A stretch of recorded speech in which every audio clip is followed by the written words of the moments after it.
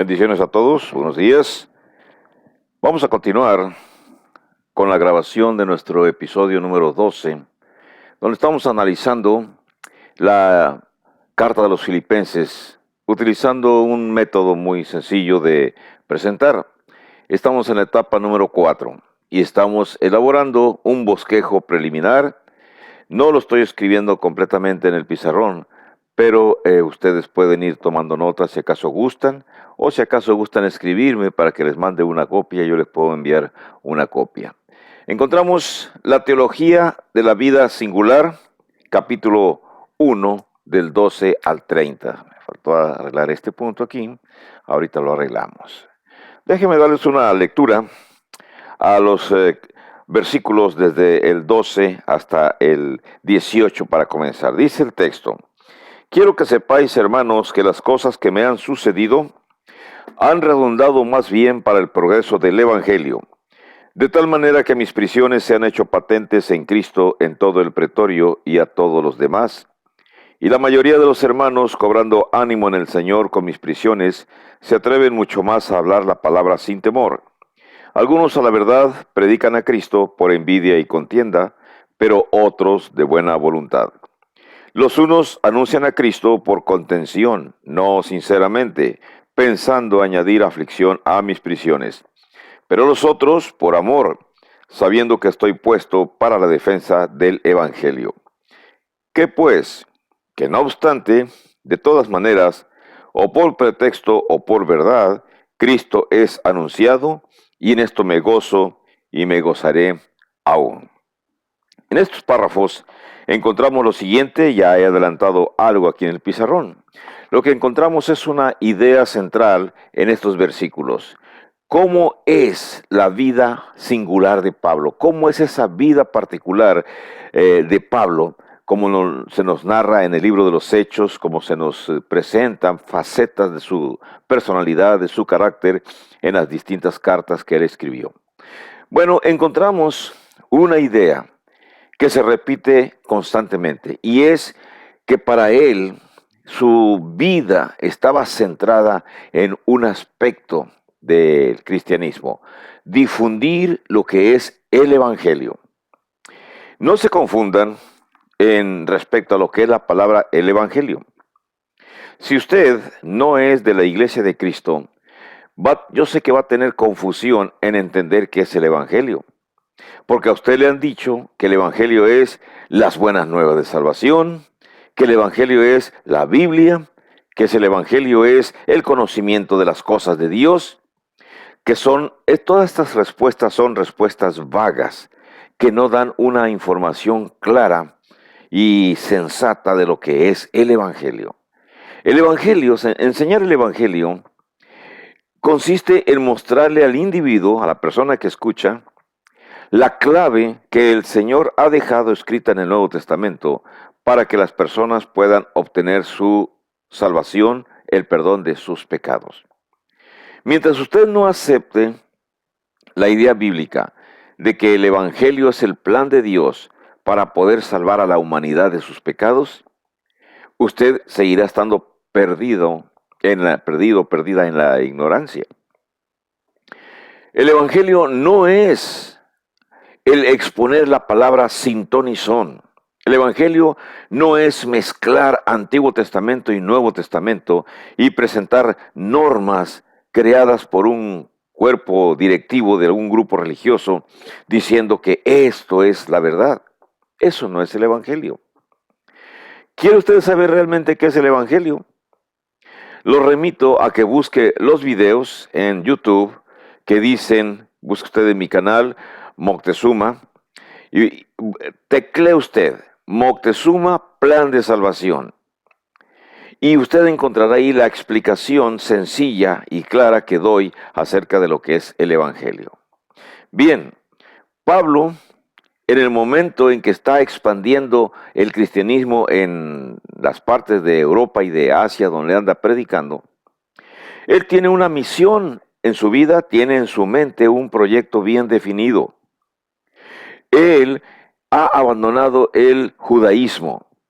Y aunque en el judaísmo era una persona de bastante importancia, Todas, todo lo que él era considerado en el judaísmo como persona importante, él lo ha considerado ahora como nada, porque en su mentalidad, en su nueva y reciente adquisición de conocimiento, él ha comprendido que lo mejor, lo más valioso para él en estos momentos es Cristo Jesús. Entonces, ¿qué relación tiene Cristo Jesús con el Evangelio? Y eso es lo que muchas personas religiosas, con el respeto que se merecen, no han todavía digerido, no han comprendido. Y cuando les explicamos nosotros lo que es el Evangelio, generalmente se defienden diciendo que nosotros, que los que enseñamos así, somos personas muertas, que somos personas que no estamos vivos, que somos personas muy literales, que somos personas muy... utiliza los nombres que se le dan a los grupos judaicos de la época de Cristo. Somos muy fariseos. No hay tal, no hay tal. Con todo respeto y con todo cariño, exponemos al público, a la gente, los que quieran conocer el Evangelio, y les explicamos paso a paso, respetando desde luego su decisión de aceptar el Evangelio o de rechazarlo. Si lo rechazan, es cuestión personal. Cada persona selecciona si quiere vivir en acuerdo con las normas divinas o si quiere vivir fuera de las normas divinas y mejor aceptar las normas humanas. No que las normas humanas sean todas malas. Afortunadamente hay muchísimas reglas que los humanos han creado que son buenas para la humanidad en general. No todas, pero cuando vemos las reglas divinas, notamos diferencias. Déjeme concentrarme otra vez en mi presentación. Encontramos aquí entonces que para Pablo lo más importante en su vida personal era difundir el Evangelio. Y si se trata de difundir el Evangelio y lo tiene él como algo céntrico, algo central en sus acciones, él en esta sección nos presenta ciertas cuestiones. Miren, vamos a ver algo que está en los versículos 12, 13 y 14. Dice, quiero que sepáis, hermanos, que las cosas que me han sucedido han redundado más bien para el progreso del Evangelio, de tal manera que mis prisiones se han hecho patentes en Cristo en todo el pretorio y a todos los demás. Y la mayoría de los hermanos, cobrando ánimo en el Señor con mis prisiones, se atreven mucho más a hablar la palabra sin temor. Pablo está haciendo una evaluación de sus circunstancias personales. Para ustedes, o para los que ya hemos dado unas 2, 3, 4 leídas al libro de Filipenses, encontramos cuáles son las condiciones que él está pasando en estos momentos. Y él está analizando sus circunstancias personales.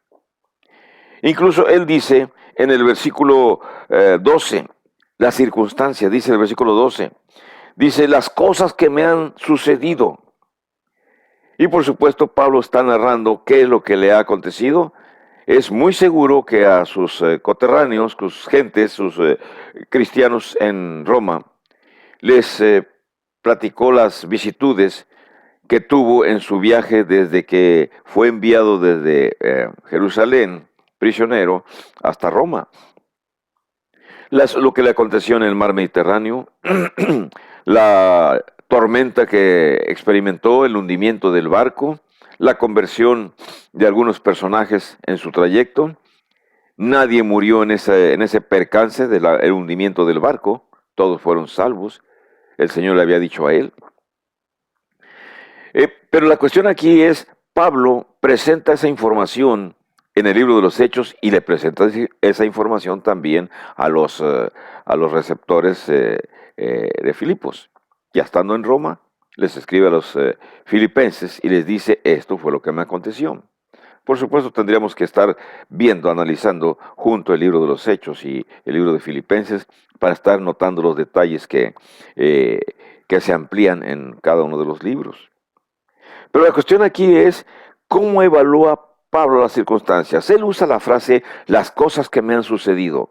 No lo han arredrado, no lo han detenido. Cualquier otro evangelista moderno, cualquier otro predicador moderno, si no está bien fundamentado en la fe, si tuviese una cuarta parte de los padecimientos que Pablo experimentó en su vida como predicador, quizá ya hubiera tirado la batuta, quizá ya hubiera renunciado.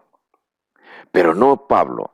Y afortunadamente hay todavía en la hermandad, en el grupo incontable, incalculable de miembros de la Iglesia de Cristo, hay todavía personas que muestran una fe inquebrantable, pase lo que pase en sus vidas.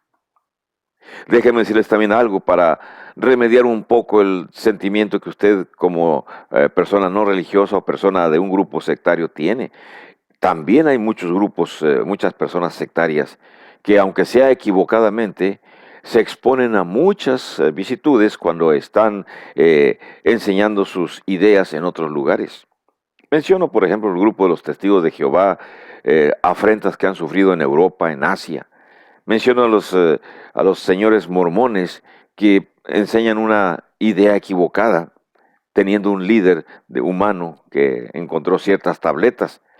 Pero su persistencia y su consistencia, el estar continuamente enseñando, es algo que debe de admirarse. La cuestión es, son acciones humanas que por motivos que ellos tienen, continúan adelante. Pero Pablo no tiene ningún motivo de obtener ganancia personal. Él lo está haciendo porque tiene los ojos puestos en Cristo, sabiendo que al final de su vida obtendrá la recompensa de la vida eterna. Por eso esas circunstancias que Pablo menciona, las enumera, no todas, pero al menos en el verso 13 menciona una circunstancia. Dice el verso 13, de tal manera que mis prisiones. Y entonces Pablo está mencionando que no está pasando por una situación que digamos bastante agradable. Desde la prisión y aún estando encarcelado, sigue proclamando el Evangelio. Por supuesto que sabemos, hemos leído, que le han dado bastantes facilidades en Roma para que él continúe recibiendo atenciones de los mismos hermanos de Roma, e incluso ya sabemos que Epafrodito fue desde Filipos y le llevó ciertos recursos monetarios para su sobrevivencia allá en Roma. Pero las expresiones que nos dan el versículo 13, cuando dice, mis prisiones se han hecho patentes en Cristo en todo el pretorio. Patentes en Cristo significa que todo mundo se ha dado cuenta, la cantidad de personas que interactúan con Pablo, sean funcionarios públicos, sean guardianes de la cárcel, sean visitantes que van hacia esas oficinas de gobierno en Roma, todos se enteran del carácter, de la personalidad, de el esfuerzo que Pablo está realizando para no detener su labor, lo que es el motor de su vida. Predicar, difundir el Evangelio, aún en, diríamos nosotros, en circunstancias muy adversas.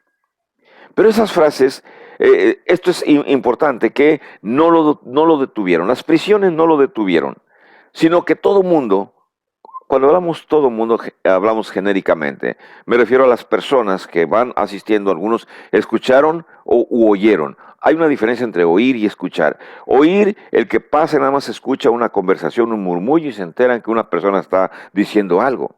Escuchar es cuando se detienen y toma conciencia de lo que aquella persona está explicando y más adelante se anima a seguir las instrucciones, los pasos, las reglas para convertirse en cristiano. Eso es escuchar. Oír es diferente que escuchar.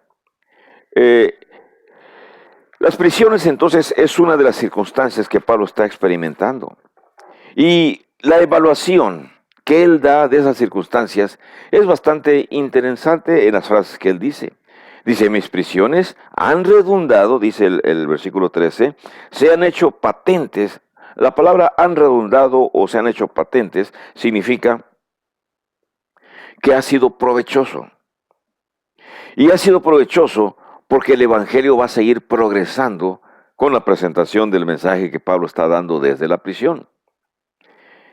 Ahora bien, cuando dice el pretorio y todos los demás deben de ser las demás personas que fueron sus propios hermanos en Cristo.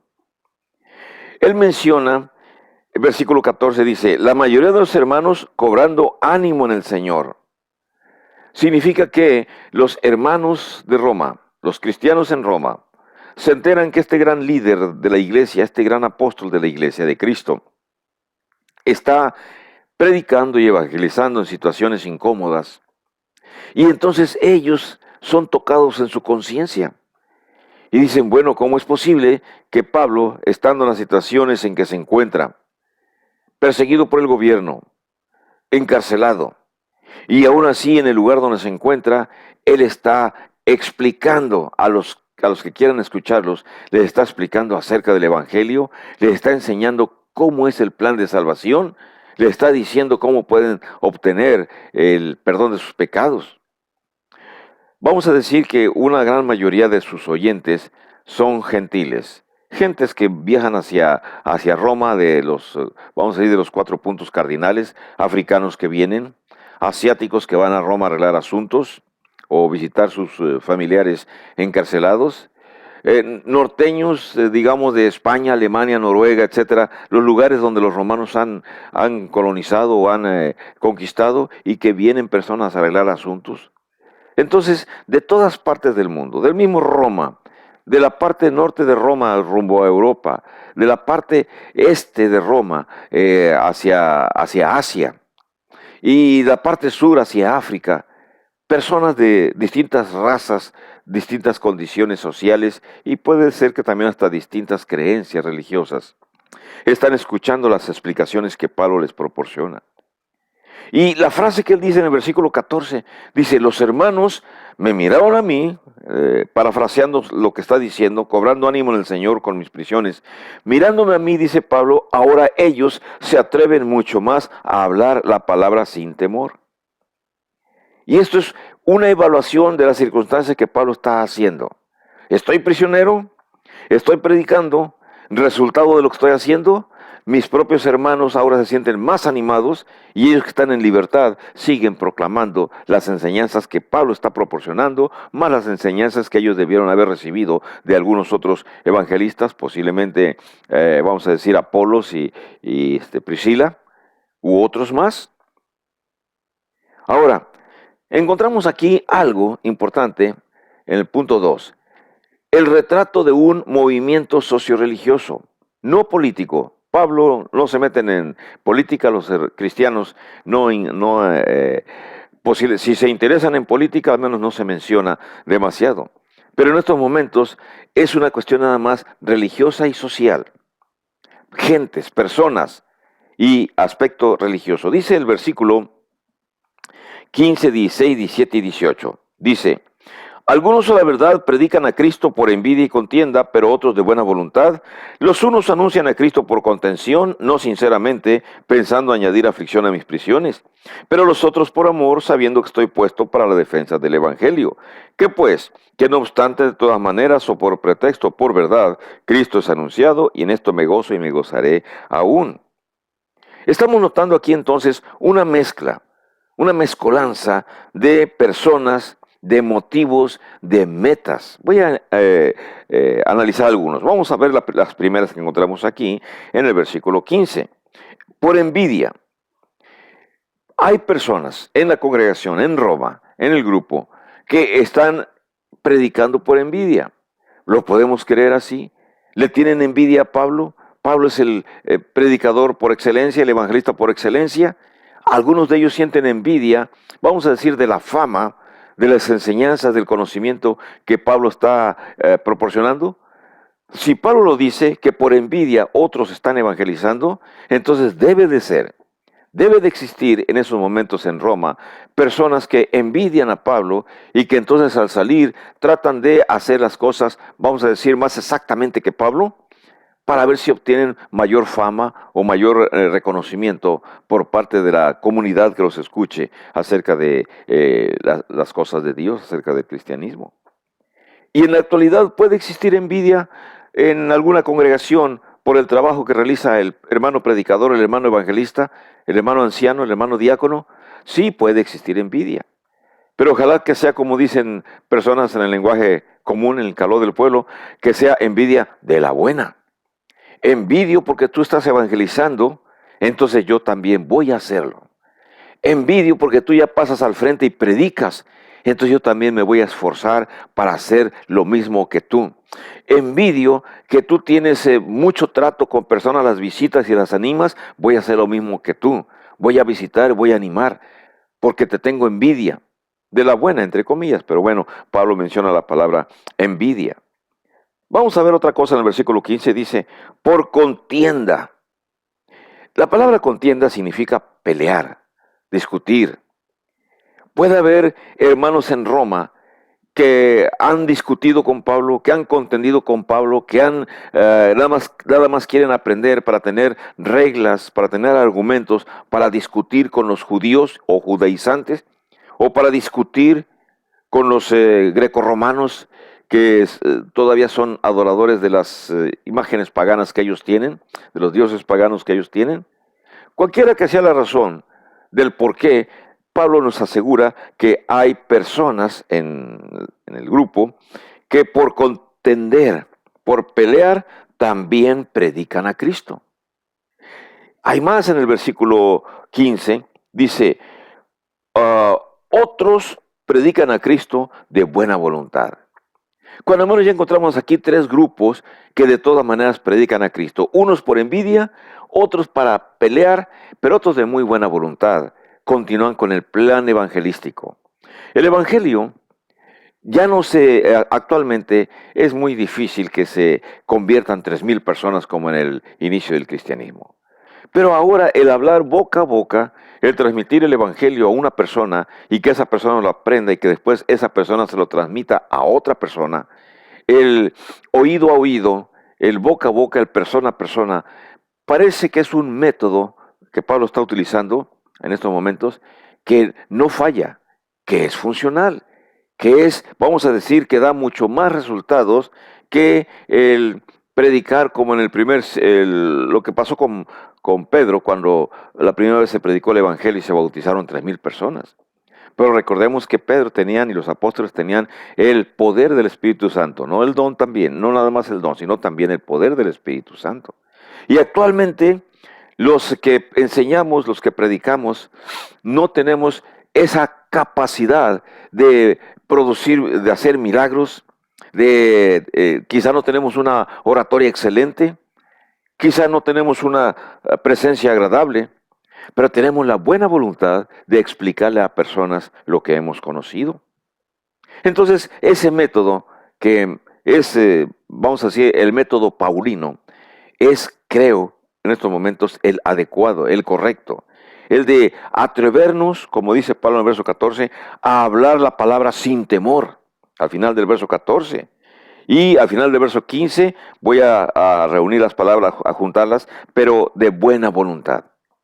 Entonces, ese método de predicar cada uno de nosotros, enseñar la palabra a cada uno de nosotros, tener ánimo para hablar la palabra sin temor, de buena voluntad. Tres grupos, cuando menos, se encuentran aquí, que tienen motivos diferentes, que son personas diferentes. Y vamos a ver el verso 16, dice, unos anuncian a Cristo por contención. Entendemos que se está refiriendo a los que se mencionan en el versículo 15, contienda, a los que predican por envidia y por contienda. Dice, no sinceramente, pensando añadir aflicción a mis prisiones. No sinceramente, ¿cuál es el motivo que los impulsa? Bueno, ya mencionamos que en el verso 15 habla acerca de envidias y contiendas. Y Pablo se atreve a decirle en el verso 16, dice, no lo hacen sinceramente, sino que lo hacen para que yo me sienta más afligido por lo que están realizando.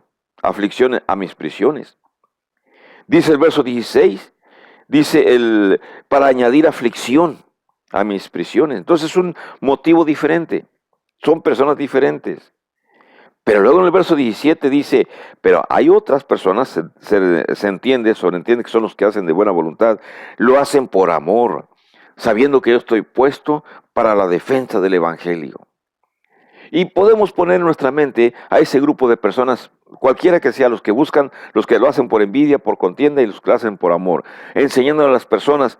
Y si las personas se quedan pensando y dicen, de veras, ¿y por qué me lo dices? ¿Cómo lo sabes? Bueno, si no me crees a mí, ves por favor a ver a Pablo, está en la cárcel.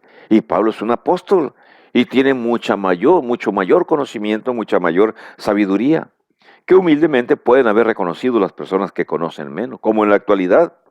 Si usted no es el ministro y usted es un miembro, pero de buena voluntad quiere predicar el Evangelio, no vaya a enseñar algo que no sepa, sino que cuando no sepa alguna cuestión, la persona remítaselo a su predicador, a su maestro, a su instructor, al más sabio de la congregación que conozca para que le dé la información adecuada, pertinente, o simplemente si no, usted no sabe, reconozca humildemente, no sé, no me acuerdo, no conozco, voy a investigar y en la próxima ocasión te daré la información correcta, adecuada.